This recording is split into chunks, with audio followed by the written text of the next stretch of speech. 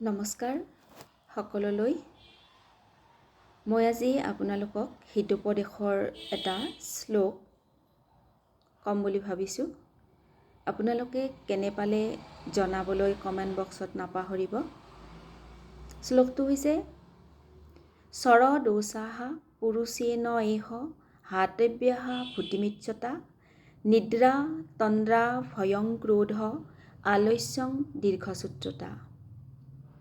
ইয়াৰ অসমীয়া অৰ্থ হৈছে যে যিজন পুৰুষে ঐশ্বৰ্য অভিলাষ ইচ্ছা কৰে সেই পুৰুষজনে এই 6টা দোষ এৰাই চলিব লাগে।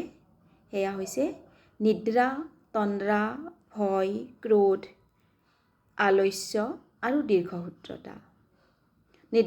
নিদ্ৰা জানেই আপোনালোকে, টোপনি, অধিক টোপনি, তন্দ্ৰা টোপনি অহা যিটো ভাৱ অৰ্থাৎ অৰ্ধনিদ্ৰা, ভয় ক্ৰোধক আমি জয় কৰি চলিব লাগে, আলস্য অৰ্থাৎ এলাহ, আমাৰ এলাহ, আৰু দীৰ্ঘসূত্ৰতা হৈছে কৰিম বুলি বহুদিনলৈ কাম পেলাই থোৱা।